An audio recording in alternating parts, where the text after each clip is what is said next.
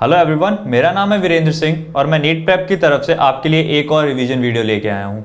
जैसा कि आपको मैंने पिछली वीडियो में बताया था कि हम एक कॉन्सेप्ट शीट बनाने वाले हैं आपके लिए, जिससे आपको रिवीजन में हेल्प मिलने वाली है। अब आपके टेस्ट आने वाले हैं और टेस्ट से पहले रिवीजन करना पड़ेगा, जिसके बिना टेस्ट देने का कोई मतलब नहीं है। इसी रिवीजन के लिए ये कॉन्सेप्ट शीट बनाई गई है। आप ये शीट से रिवीजन कीजिए जिस टॉपिक में आप वीक हैं, और टेस्ट देने के बाद 5 से 6 घंटे तक उस टेस्ट का पोस्टमार्टम कीजिए। आप पता लगाइए कि आपके वीक एरियाज क्या हैं। एक बार जब आप वीक एरियाज पता लगा लेंगे, आप उस पर वीडियोस देखिए, अपने उस वीक एरिया पे अपने डाउट क्लियर कीजिए और फिर क्वेश्चन प्रैक्टिस कीजिए। ये सब आप neetprep.com से कर सकते हैं, या आपके पास अगर कोई और सोर्स है आप उससे भी कर सकते हैं। तो आज का हमारा टॉपिक है the living world. NCERT 11th class का ये पहला चैप्टर है।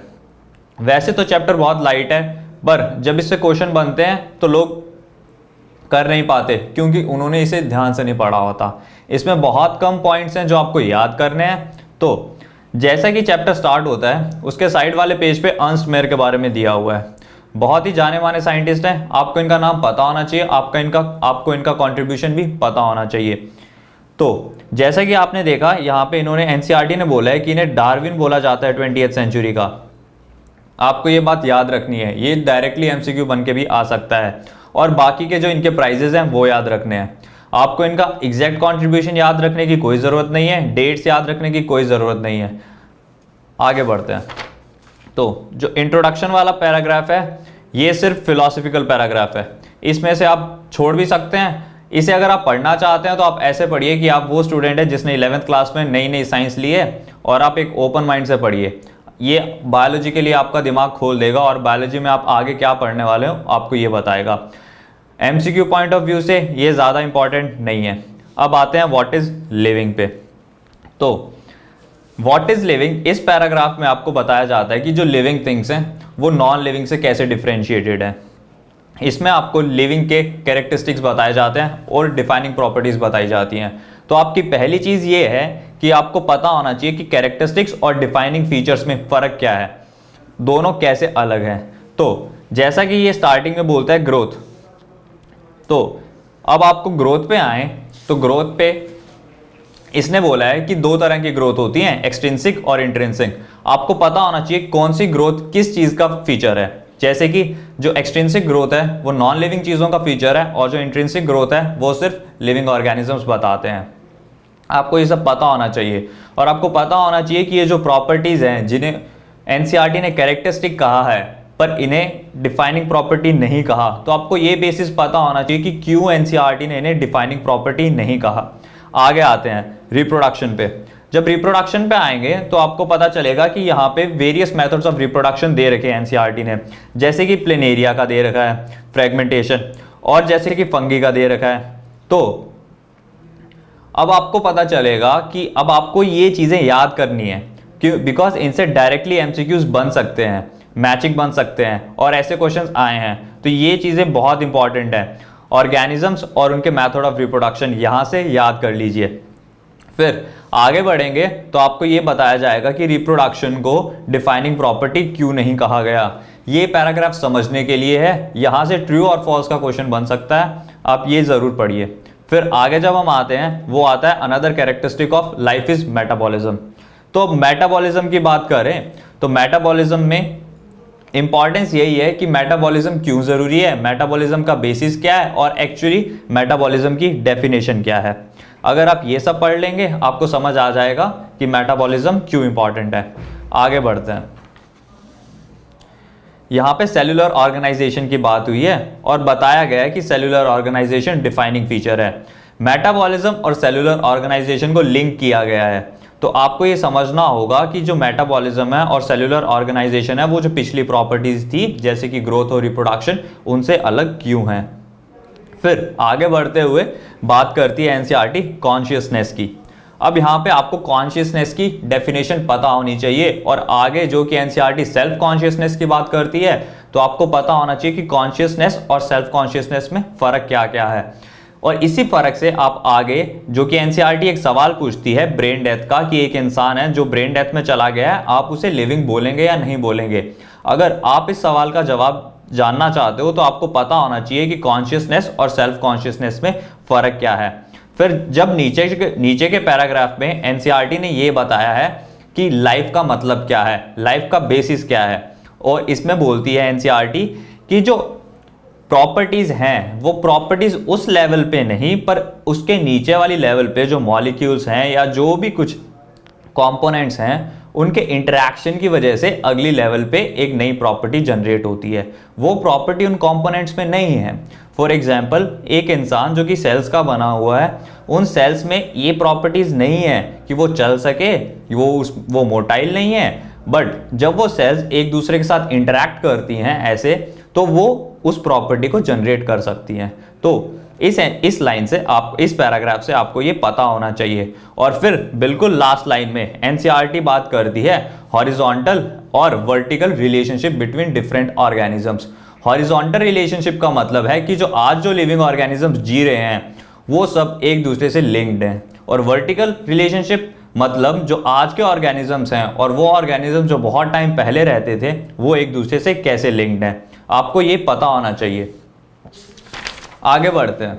आगे आता है डाइवर्सिटी इन लिविंग वर्ल्ड। तो सबसे पहले तो आपको पता होना चाहिए कि डाइवर्सिटी क्या है, फिर आपको पता होना चाहिए कि बायोडाइवर्सिटी क्या है, और नीचे जहाँ पे बात की जाती है नॉमेनक्लेचर की और आइडेंटिफिकेशन की, इनकी आपको सीधी सीधी डेफिनेशन पता होनी चाहिए। यहाँ पे कुछ नंबर्स दे रखे हैं 1.7 to 1.8 मिलियन, ये नंबर्स ज़रूरी हैं, आप याद रखिए। आगे यहाँ पे ICBN और ICZN की बात की गई है। ये डिफरेंट कोड्स हैं नॉमेनक्लेचर देने के लिए। आपको पता होना चाहिए इसका मेथड क्या है, ये किन्हें बनाया गया था और ये किस लिए ज़रूरी है। फिर हम बात करते हैं बायनॉमियल नॉमेनक्लेचर की। बायनॉमियल नॉमेनक्लेचर में जहाँ से क्वेश्चन बन सकते हैं वो पॉइंट्स ये हैं कि बायनॉमियल नॉमेनक्लेचर किसने दिया था, कब दिया था और इसकी इंपॉर्टेंस क्या है। आपको रूल्स पता होने चाहिए बायनॉमियल नॉमेनक्लेचर के कि बायनॉमियल नॉमेनक्लेचर को आप कैसे यूज़ कर सकते हैं, वो आपको यहाँ से पता चलेंगे। इन्हें याद कर लीजिए, इन्हें रोज़ देखिए, जैसे भी कीजिए ये आपको याद होने चाहिए। True false, match the following, fill in the blanks, आपसे कैसे भी करके ये क्वेश्चंस पूछ सकता है और ये पूछे गए हैं। फिर हम आगे बात करते हैं। यहाँ पे डेफिनेशन दी गई है क्लासिफिकेशन की। तो क्लासिफिकेशन की डेफिनेशन में आपको ये बताया गया है कि क्लासिफिकेशन की इंपॉर्टेंस क्या है, क्यों क्लासिफिकेशन हमें करनी पड़ी, और इसमें बात की गई है कि डाइवर्सिटी बहुत ज़्यादा थी, तो आपको ये पता होना चाहिए। अब बात करते हैं टैक्सा और टैक्सोनॉमी की। ये दोनों रिलेटेड टर्म्स हैं और आपको पता होना चाहिए इनका मतलब क्या है। अब टैक्सा एट डिफरेंट लेवल्स भी हो सकता है, तो इसमें बहुत कन्फ्यूजन है। आप अपने इस पॉइंट को लेके अपने हर डाउट को क्लियर कीजिए, क्योंकि अगर इससे क्वेश्चन बनेगा तो हो सकता है एक कॉन्सेप्चुअल क्वेश्चन आपको कंफ्यूज भी कर सके। सो आगे बढ़ते हैं। अब यहाँ बात आती है सिस्टमैटिक्स की। तो सिस्टमैटिक्स वर्ड सिस्टम नेचुरी से लिया गया है, कार्लस लिनियस की पब्लिकेशन थी। आपको पता होना चाहिए कि सिस्टमैटिक्स का मतलब क्या है, बायोसिस्टमैटिक्स का मतलब क्या है और इसकी एप्लीकेशन क्या है बायोलॉजी में। फिर टैक्सोनॉमिक कैटेगरीज, ये इस चैप्टर का सबसे इंपॉर्टेंट कॉन्सेप्चुअल टॉपिक है, क्योंकि यहाँ पे जो डिफरेंट टैक्सोनॉमिक कैटेगरीज दी गई है उन्हें बताया गया है टैक्सोनॉमिक हायरार्की का एक पार्ट, तो वो लोगों को कंफ्यूज कर देती है। अगर आपसे एक वर्ड में पूछा जाए कि जो स्पीसीज है वो क्या है, या आपको एक लाइन दी जाए और आपको बता दिया जाए कि हाँ इसको आप स्पीसीज से रिलेट कर सकते हो, बेसिक कैरेक्टरिस्टिक ऑफ स्पीसीज से रिलेट कर सकते हो या नहीं, तो आपको ये चीज़ कंफ्यूज कर सकती है। जैसे कि एनसीईआरटी जब स्पीसीज की बात करती है वो बोलती है ऑर्गेनिजम्स विद फंडामेंटल सिमिलैरिटीज। तो ये जो फंडामेंटल सिमिलैरिटीज है आप इस चीज़ को याद कर लीजिए। फंडामेंटल सिमिलैरिटीज को आपको स्पीसीज से ही लिंक करना है। और दूसरी चीज़ कि जो दो क्लोजली रिलेटेड स्पीसीज हैं, यानी कि वो दो स्पीसीज जो एक ही जेनरा को बिलोंग करती हैं, उन्हें आप सिर्फ डिस्टिंक्ट मॉर्फोलॉजिकल डिफरेंसेस के बेसिस पे ही अलग कर सकते हैं। ये पॉइंट था स्पीसीज के बीच में जो आपको याद रखना है, और बाकी के जो एग्जाम्पल्स वो बहुत इंपॉर्टेंट है, डायरेक्टली पूछे जाते हैं। फिर हम बात करते हैं जीनस की। जीनस में कुछ भी खास इंपॉर्टेंट नहीं है, जीनस में बस आपको एग्जाम्पल्स याद होने चाहिए, क्योंकि group of closely related species ये कोई भी बता सकता है। फिर बात करते हैं फैमिली की। फैमिली में एक बहुत ही इंपॉर्टेंट लाइन एनसीईआरटी लिखती है जो कि लोग ध्यान नहीं देते या निग्लेक्ट कर देते हैं, वो है basis of both vegetative and reproductive features of plant species. इससे एक बहुत ही अच्छा एमसीक्यू बन सकता है, तो इस चीज़ को आप पॉइंट आउट कर लीजिए कि हाँ, फैमिली को आपको तब लिंक करना है जब आप both vegetative and reproductive features की बात करोगे प्लांट स्पीसीज में। बाकी आपको एग्जाम्पल्स याद करने हैं। फिर हम बात करते हैं ऑर्डर की। ऑर्डर में एनसीईआरटी ने बोला है, जो कि लोगों के ध्यान से निकल जाता है, वो ये है कि जो ऑर्डर से पहले की चीज़ें थी, जो टेक्सोनॉमिक कैटेगरीज थी जैसे कि स्पीसीज, जीनस और फैमिलीज, उसे आप नंबर ऑफ सिमिलर कैरेक्टर्स के बेसिस पे डिफाइन करते हैं, जबकि ऑर्डर और हायर टेक्सोनॉमिक कैटेगरीज को जब आइडेंटिफाई किया जाता है वो एग्रीगेट्स ऑफ कैरेक्टरिस्टिक्स के बेसिस पे किया जाता है, ना कि सिमिलैरिटीज के बेसिस पे। इससे भी एक अच्छा एमसीक्यू बन सकता है और इस पैराग्राफ में याद करने के लिए सिर्फ एग्जाम्पल्स हैं और कुछ भी नहीं। फिर आगे बढ़ते हैं क्लास में। क्लास में आपको सिर्फ एग्जाम्पल्स याद करने हैं, इसमें कुछ भी और इंपॉर्टेंट नहीं है। फिर फाइलम। फाइलम में आपको ये याद करना है कि फाइलम जो कि प्लांट्स के रिलेशन में यूज किया जाता है वो टर्म होगी डिवीजन। तो फाइलम जो है वो एनिमल्स के लिए है और डिवीजन जो है वो प्लांट्स के लिए है, ये आपको पता होना चाहिए। अब बात करते हैं किंगडम की। एनसीईआरटी ने जैसा कि कहा है कि kingdom is the highest category. Kingdom अब हाईएस्ट कैटेगरी है। अब अलग अलग से प्लांट किंगडम और एनिमल किंगडम को पढ़ोगे, वहीं इसको इलैबोरेट किया जाएगा, यहाँ इससे ज़्यादा और कुछ भी नहीं है। फिर लास्ट पैराग्राफ में एनसीईआरटी बताती है रिलेशनशिप कि जब आप टेक्सोनॉमिक हायरार्की में आगे जाते हैं या ऊपर जाते हैं या नीचे जाते हैं, किंगडम से स्पीसीज की तरफ या स्पीसीज से किंगडम की तरफ, तो जो ऑर्गेनिजम्स हैं या जो डिफरेंट टेक्सास हैं उनके बीच में सिमिलैरिटीज बढ़ती हैं या घटती हैं, ये ऑर्डर आपको पता होना चाहिए। तो ये टेबल से एमसीक्यूज डायरेक्ट पूछे गए हैं और आगे भी पूछे जा सकते हैं, तो इस टेबल की हर एक चीज आपको याद होनी चाहिए। Taxonomical aids. अब टेक्सोनॉमिकल एड्स में वैसे तो बहुत इजी क्वेश्चन बनता है, बट हम एक अच्छा क्वेश्चन अगर प्रिपेयर करें कॉन्सेप्ट के बेसिस पे तो वो हार्ड भी हो सकता है। तो आपको क्या चीजें याद रखनी है टेक्सोनॉमिकल एड्स में और क्या चीजें आपको समझनी है वो अभी मैं बताने वाला हूं आपको। तो पहली चीज कि टेक्सोनॉमिकल एड्स की जरूरत क्यों पड़ी। दूसरी चीज जो फील्ड स्टडी, इस पैराग्राफ में एनसीईआरटी ने बताया है कि जो बायोडायवर्सिटी है उसकी स्टडी का प्राइम सोर्स ही फील्ड स्टडी है। तो आपको ये पता होना चाहिए कि वो प्राइम सोर्स क्यों है, ये आपको समझ आनी चाहिए बात। फिर बात करते हैं हर्बेरियम की। तो तीन चीजें, पहला क्वेश्चन अब बनता है व्हाट, हर्बेरियम क्या है। दूसरा क्वेश्चन बनता है व्हाई, हर्बेरियम क्यों है, आपको क्या क्यों जरूरत पड़ी एक हर्बेरियम की। फिर तीसरा क्वेश्चन पड़ता है हाउ। हाउ का मतलब है कि जो स्पेसिमेन यहाँ पे स्टोर किए गए हैं उन्हें कैसे स्टोर किया गया है। फिर आपको थोड़ी इंफॉर्मेशन होनी चाहिए हर्बेरियम शीट की, साथ में आपको ये पता होना चाहिए कि ये जो भी मैं टेक्सोनॉमिकल एड्स बता रहा हूं वो इन सीटू हैं, वो एक्स सीटू हैं या क्या हैं, आपको ये पता होना चाहिए। फिर जब आप हर्बेरियम में आगे बढ़ते हो तो आपको बताया जाता है कि हर्बेरियम शीट के ऊपर क्या क्या चीजें लिखी हुई हैं। ये चीजें आपको याद होनी चाहिए कि हर्बेरियम शीट के ऊपर क्या क्या लिखा जाता है। फिर हम बात करते हैं बोटैनिकल गार्डन्स की। फिर से वही तीन question, what, why and how. What, botanical gardens क्या होते हैं, व्हाई, बोटैनिकल गार्डन्स की जरूरत क्यों है, और how are specimen preserved in botanical gardens, ये आपको पता होना चाहिए।